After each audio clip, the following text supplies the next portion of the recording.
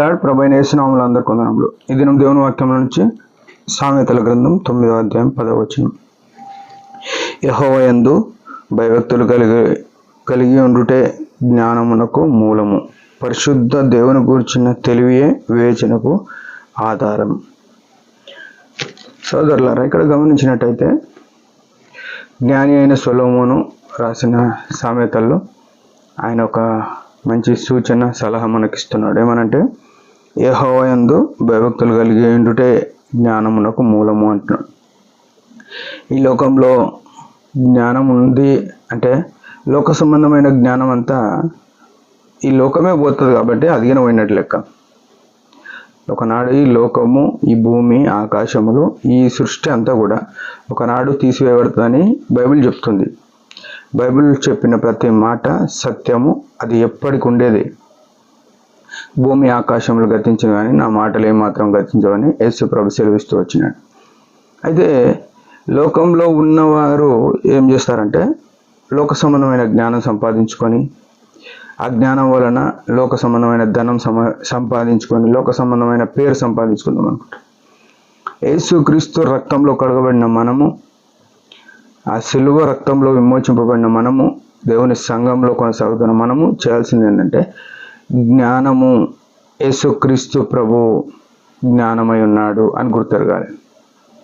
భయభక్తులు కలిగి ఉండుట జ్ఞానమునకు మూలం అంటే దేవుని యొక్క మార్గాలలో పరిశుద్ధమైన లేఖనాల ద్వారా ఏదైతే బోధింపబడుతుందో, ఏదైతే లేఖనాలు బయలుపరుస్తున్నాయో ఆ మార్గంలో నడిచినప్పుడు జ్ఞానము మనకు వస్తుంది. యేసుప్రభు అన్నాడు యోహాను 14:6 నేనే మార్గము, సత్యము, జీవమునై ఉన్నాను అన్నాడు కదా.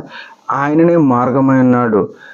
మనము పత్రికల్లో చూస్తే ఏమంటాడు, అపోస్తలుడైన పౌలు అంటాడు, క్రీస్తు యేసు యొక్క అతిశ్రేష్టమైన జ్ఞానము సంపాదించు. అతిశ్రేష్టమైన జ్ఞానము ఎవరు?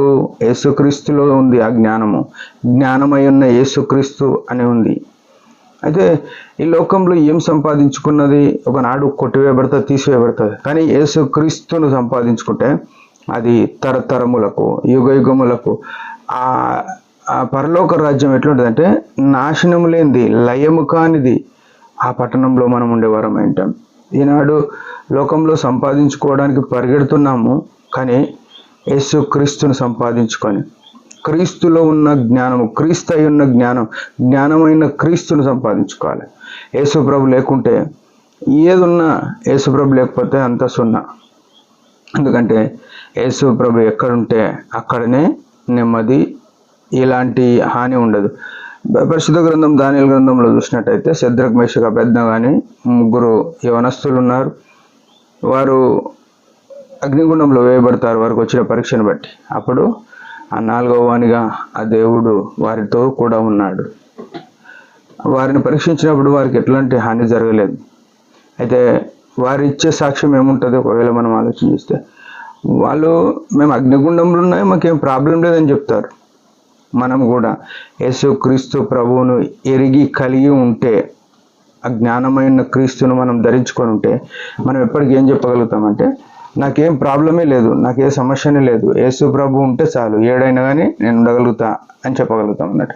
ఉదయకాలం మన జీవితాల్లో దేవుని సంపాదించుకోవడానికి, క్రీస్తుని సంపాదించుకోవడానికి ఏమైనా ఆలోచన చేస్తున్నామా అని ఎరిగి క్రీస్తుని సంపాదించుకోవడానికి మనం ప్రయాసపడదాం. దేవుడి మాట దీవించింది. ఒక చిన్న ప్రార్థన.